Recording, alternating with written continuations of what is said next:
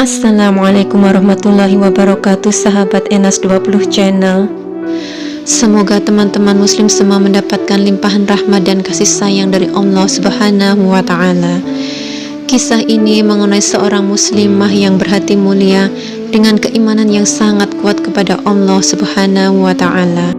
Suatu hari di saat Rasulullah SAW melakukan Isra Mi'raj, beliau melewati suatu tempat dan tiba-tiba beliau mencium bau harum. Kemudian beliau menanyakan kepada Jibril, "Wahai Jibril, bau harum apakah ini?" Jibril pun menjawab, "Ini adalah bau harum dari makam Masyitoh berserta anak-anaknya." Pada zaman dahulu ada seorang raja yang menjodohkan anaknya dengan Masyitoh. Sang raja mengharapkan dengan perjodohan itu akan mendapatkan keturunan yang bisa mewarisi tahtanya. Sang anak raja pun bersedia untuk menikahi Masyitoh. Namun dalam perjalanan pernikahannya, sang suami enggan untuk menggauli istrinya. Hingga suatu hari, anak raja ini berkata kepada istrinya, "Wahai istriku, sebenarnya aku tidak membutuhkan seorang wanita di sampingku. Untuk itu aku memberikanmu dua pilihan. Pertama, apakah engkau mau untuk aku ceraikan? Yang kedua, kau tetap tinggal bersamaku dan beribadah kepada Allah. Namun kau harus menjaga rahasia ini." Dan Masyitoh pun ternyata memilih pilihan yang kedua. Maka mereka tetap tinggal bersama. Setelah setahun berumah tangga, raja memanggil Masyitoh untuk menghadapnya, dan raja pun berkata, "Wahai Masyitoh, sesungguhnya kau adalah wanita yang masih muda, dan anakku pun masih muda. Tapi mengapa kalian belum juga memiliki keturunan?" Masyitoh pun menjawab, "Anak adalah anugerah dari Allah. Jika Allah menghendaki, kami akan memilikinya. Namun jika Allah tidak menghendaki, maka sampai kapanpun kami tidak akan memilikinya."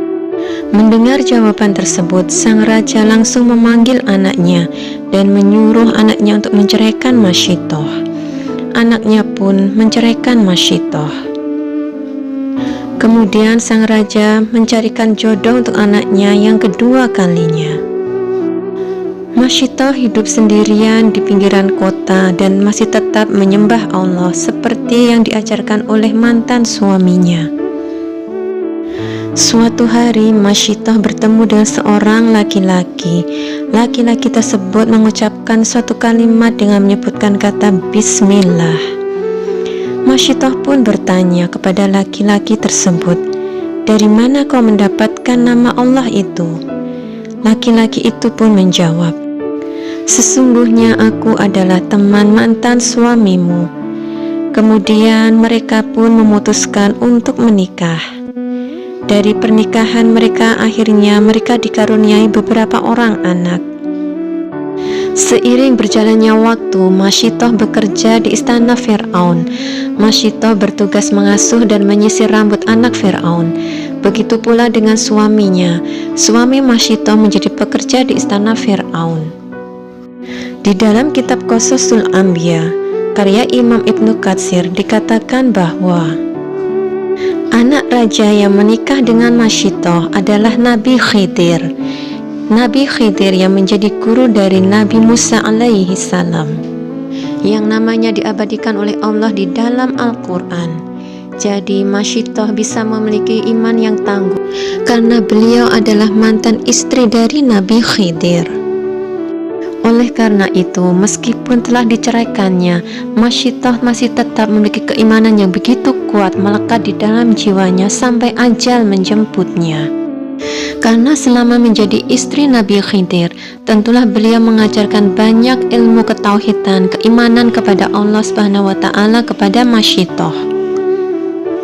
Ketika Masyitoh bekerja di istana Fir'aun sebagai tukang sisir rambut anak Fir'aun, terjadilah suatu peristiwa yang menunjukkan kekuatan keimanan Masyitoh kepada Allah Subhanahu wa ta'ala.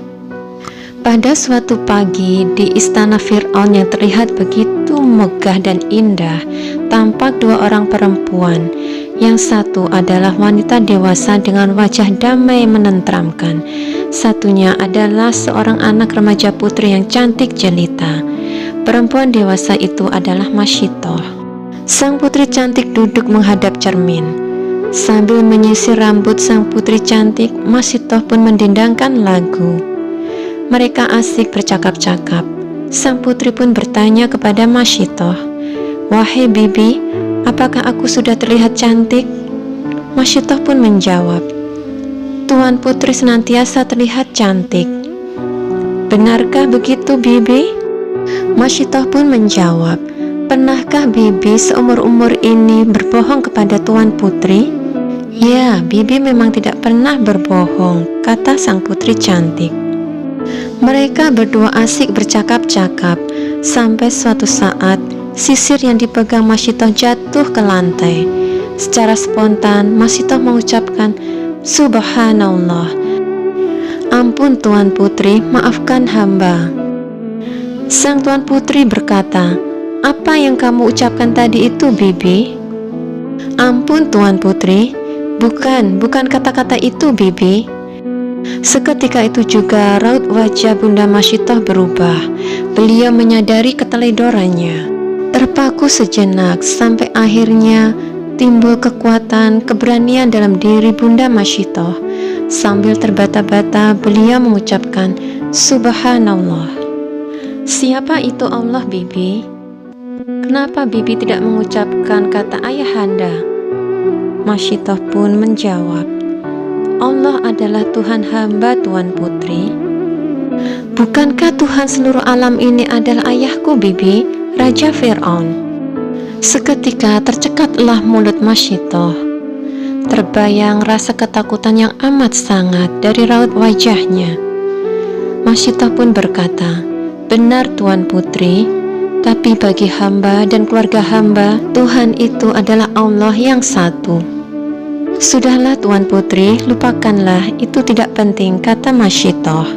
Kemudian mereka melanjutkan kegiatan. Mereka tetap bercakap-cakap seolah-olah tidak pernah terjadi apa-apa sebelumnya.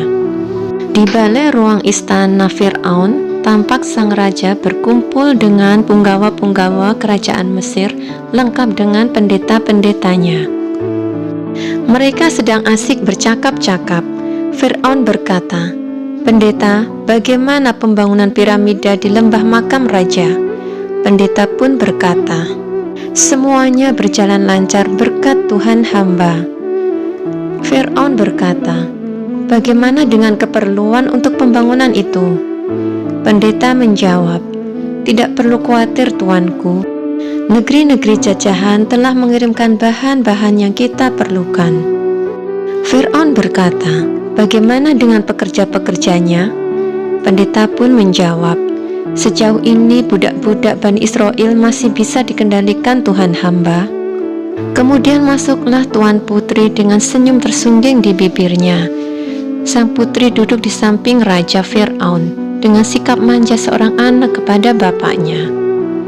Dengan logat manjanya, tuan putri berkata, "Tuhan hamba, putriku nan cantik jelita, purnama kerajaanku yang tiada tara, apa yang kau inginkan hari ini hingga mau ikut duduk di sini?" kata Fir'aun. "Tuhan hamba, ada berapakah Tuhan di muka bumi ini?" Terkesiap Raja Fir'aun demi mendengar perkataan putrinya. "Putriku, hanya ada satu Tuhan di muka bumi ini yang patut untuk disembah, yakni aku. Celakalah orang yang tidak mau menuhankan aku. Dengan kuasaku, aku bisa memberikan kehidupan, kematian, atau bahkan kesengsaraan sepanjang hidup." Sang putri berkata, "Tuhan hamba, kemarin Bibi Masyitoh menyerukan asma Tuhan selain asma Tuhanku." Seketika itu juga Fir'aun berdiri dengan sangat marah. "Apa? Raja mana yang disembah oleh Masyitoh?" Putrinya menjawab, "Bibi Masyitoh mengucapkan asma Allah, bukan nama Tuhanku." "Siapa itu Allah?" Fir'aun berkata, "Putriku, hanya ada satu Tuhan, dan itu adalah aku." Semua yang hadir terdiam membisu, suasana menjadi hening. Kemudian Fir'aun berkata, Punggawa, tangkap Masyitoh, budak Bani Israel itu, dan masukkan ke dalam penjara. Semua punggawa berdiri dan menjawab serempak, "Baik Tuhan hamba." Fir'aun berkata, "Pendeta, siapkan pengadilan untuk Masyitoh." Pendeta menjawab, "Baik Tuhan hamba." Sang putri pun tercekat. Tidak terbayangkan sebelumnya bahwa apa yang dia sampaikan akan membuat celaka dayang yang sangat disayanginya. Namun apa mau dikata, semuanya telah terjadi. Pengawal-pengawal istana pun menangkap Ibunda Masyitoh. Mereka membawa secara paksa Ibunda Masyitoh. Pengawal berkata, "Celakalah kau Masyitoh beserta keluargamu." Ibunda Masyitoh pun menjawab, "Ampun tuanku, ampun," dengan wajah yang sangat ketakutan. Di sebuah rumah di pinggiran kota, ada seorang laki-laki yang sedang bercengkerama dengan keempat anaknya. Mereka tampak sangat bahagia dengan kesederhanaan mereka. Tampak ada 2 orang anak perempuan, 1 orang anak laki-laki, dan seorang anak lagi yang masih balita yang digendong oleh sang ayah. Hingga terdengar suara pintu yang dibuka secara paksa. Mereka berlima sangat terkejut hingga mereka berkumpul dan anak-anak merasa sangat ketakutan. Pengawal-pengawal kerajaan itu dengan sikap yang sangat kasar mereka menangkap keluarga Masyitoh. Pengawal kerajaan itu berkata, "Kalian semua harus ikut dengan kami." Anak-anak pun sangat ketakutan. Mereka menjerit-jerit memanggil ayahnya, "Abi, Abi." Dengan sangat kasar, pengawal-pengawal kerajaan itu membawa paksa keluarga Masyitoh tanpa memberi kesempatan mereka untuk bertanya. Di balai ruang pengadilan di kerajaan Mesir, terlihat Raja Fir'aun lengkap dengan para pengawalnya dan para pendeta. Di hadapan mereka terlihat Ibunda Masyitoh yang duduk bersimpuh dengan wajah yang sangat sedih, tangan terikat ke belakang dan didampingi oleh 2 orang pengawal. Kemudian datanglah keluarga Masyitoh yang dibawa secara paksa oleh para pengawal kerajaan. Mereka terlihat begitu letih, lesu, dan ketakutan. Kemudian Fir'aun berkata dengan suara yang sangat lantang, "Masyitoh, katakan, Fir'aun Tuhanku." Fir'aun mengulanginya hingga 3 kali. Namun Ibunda Masyitoh masih tetap terdiam. Hingga yang ketiga kalinya Fir'aun mengulanginya, dan Ibunda Masyitoh pun menjawab, "Allahu Ahad, Allahu Ahad." Maka makin marahlah Fir'aun demi mendengar perkataan Ibunda Masyitoh. Para punggawa, pengawal, dan pendeta mereka bergumam mencemooh, "Masyitoh, berani sekali kamu menyembah Tuhan selain aku. Bukankah aku sudah memberimu kehidupan? Katakan Masyitoh bahwa Fir'aun adalah Tuhanku yang maha perkasa." Namun yang keluar dari mulut Ibunda Masyitoh adalah Allahu Ahad, Allah Maha Esa. Mendengar jawaban dari Ibunda Masyitoh, Fir'aun pun mencoba cara lain untuk membujuknya. "Masyitoh, jika kau mau mengatakan Fir'aun adalah Tuhanku, maka aku akan berikan banyak harta untuk memuliakan keluargamu." Namun Ibunda Masyitoh tetap menjawab, Allahu Ahad, Allah Maha Esa. Kemudian Fir'aun pun berkata, "Masyitoh, jika aku berikan separuh dari kerajaanku, maukah kau mengatakan bahwa Fir'aun adalah Tuhanku?" Masyitoh tetap menjawab, Allahu Ahad, Allahu Ahad. Makin ramailah suara gemuruh para pengawal, punggawa, dan pendeta yang ada dalam ruangan itu. Fir'aun pun berkata, "Masyitoh, jika kau kujadikan istriku, kau kujadikan permaisuriku, maukah kau mengatakan bahwa Fir'aun adalah Tuhanku?" Namun Masyitoh tetap teguh dengan jawabannya, Allahu Ahad, Allahu Ahad. Maka makin ramailah suara gemuruh di dalam ruangan itu. Semua orang yang hadir di dalam ruangan itu mencemooh Masyitoh, dan mereka mulai melempari apa saja yang mereka pegang ke arah Masyitoh. Mendengar jawaban dari Ibunda Masyitoh, Fir'aun pun semakin marah. Kemudian dia berkata, "Masyitoh, mana yang kau pilih? keluargamu aku masukkan ke dalam minyak panas yang mendidih, atau kau mau mengatakan bahwa Fir'aun adalah Tuhanku?" Namun Masyitah tetap menjawab, "Allahu Ahad, Allah Maha Esa." Semua yang hadir di dalam ruangan itu sekarang tercekat. Kemudian marahlah Fir'aun, dan dia berkata, "Pengawal, seret suami Masyitah, masukkan dia ke dalam belanga yang berisi minyak mendidih." Kemudian pengawal pun menyeret suami Masyitah. Balita yang digendongnya kemudian diserahkan kepada anak pertamanya. Kemudian Masyitah pun mengangkat wajahnya memandangi suaminya. Mereka pun beradu pandang saling tersenyum. Masyitah pun berkata, "Syahid, kemuliaan surga menunggumu." Suami Masyitah pun menjawab, "Insya Allah." Kemudian dengan sangat kasar pengawal menyeretnya. Anak-anak Masyitah menjerit, menangis, memanggil ayahnya. Kemudian suami Masyitah berkata, "Selamat tinggal anak-anakku, semoga kita akan bertemu di surga." Semakin geramlah Fir'aun mendengar perkataan mereka. Fir'aun berkata, "Katakanlah, Fir'aun Tuhanku." Namun Masyitah tetap menjawab, "Allahu Ahad, Allahu Ahad." Maka geramlah Fir'aun dan mengatakan pada pengawal, "Seret anak pertama Masyitah." Kemudian pengawal memegang lengan anak perempuan Masyitah. Balita yang digendongnya diserahkan kepada anak kedua. Pengawal menyeretnya dengan paksa. Kemudian anak Masyitah menangis, menjerit-jerit, memanggil-manggil nama ibundanya. Masyitah pun berkata kepada anaknya, "Wahai anakku, sebutlah nama Allah." Kemudian anak Masyitah itu pun mengatakan, "Allahu Akbar, Allahu Akbar, Allahu Akbar." Pengawal itu pun menyeretnya dan memasukkan ke dalam belanga yang berisi minyak panas. Fir'aun berkata, "Bagaimana Masyitah? Kamu mau mengatakan bahwa Fir'aun Tuhanku?" Namun Masyitah tetap menjawab, "Allahu Ahad, Allahu Ahad." Fir'aun berkata, "Pengawal, seret anak kedua Masyitah." Pengawal pun memegang lengan anak laki-laki Masyitah. Balita yang digendongnya diserahkan kepada anak ketiga. Pengawal menyeretnya dengan paksa. Kemudian ibunda Masyitah menenangkan anaknya, "Wahai anakku, sebutlah nama Allah." Kemudian anak kedua Masyitah pun menyebut, "Allahu Akbar, Allahu Akbar, Allahu Akbar." Anak kedua Masyitah pun dimasukkan ke dalam minyak panas. Kemudian Fir'aun berkata, "Bagaimana Masyitah? Sebut Fir'aun Tuhanku." Namun Masyitah tetap teguh pendiriannya dan menjawab, "Allahu Ahad, Allahu Ahad." Fir'aun berkata, "Pengawal, seret anak ketiga Masyitah." Dengan kasar pengawal itu memegang lengan anak perempuan Masyitah. Balita yang digendongnya diserahkan kepada ibundanya. Setelah sebelumnya pengawal melepas ikatan tangan ibunda Masyitah. Anak ketiga ibunda Masyitah pun menjerit dan memanggil-manggil ibunya, "Umi, Umi."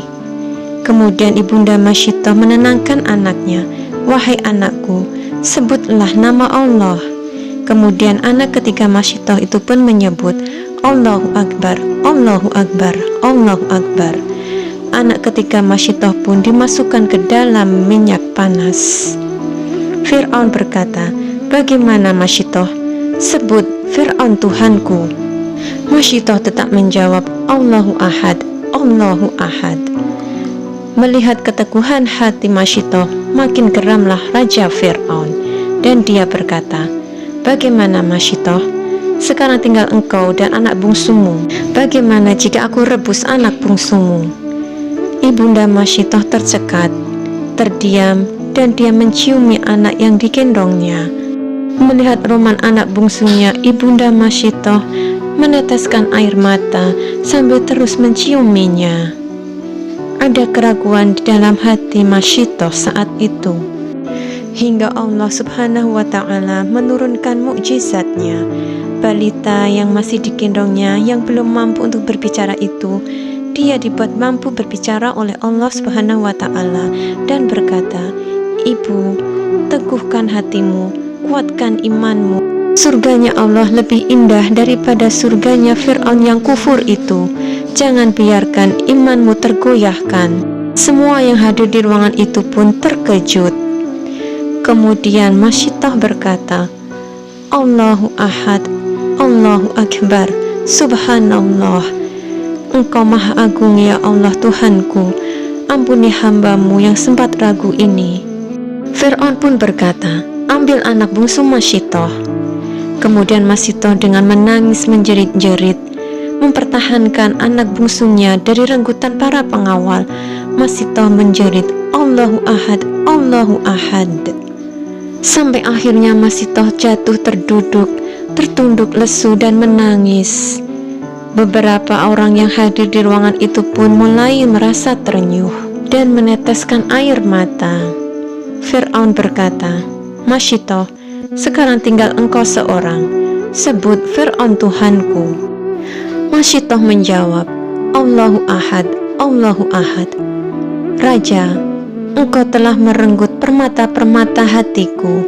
Apalagi yang aku tunggu selain segera berkumpul dengan mereka di dalam surganya Allah yang maha sempurna. Fir'aun berkata, pengawal, masukkan Masyitah ke dalam belanga. Ibunda Masyitah pun tidak melawan.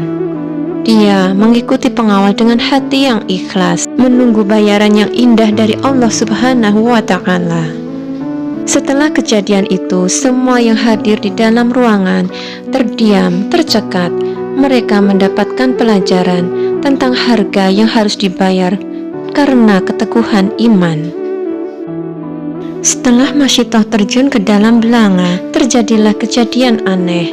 Tiba-tiba tercium bau harum dari belanga itu. Tulang-tulang Masyitah beserta keluarganya dikubur di suatu tempat, hingga pada suatu saat ketika Rasulullah dalam Isra Mi'raj melewati tempat itu, tiba-tiba tercium bau harum dan Rasulullah menanyakan kepada Jibril, itulah bau harum dari makam Masyitah beserta keluarganya, jawab Jibril. Demikianlah sahabat Inas 20 channel, kisah ibunda Masyitah, muslimah yang teguh keimanannya kepada Allah Subhanahu wa Ta'ala hingga ajal menjemputnya.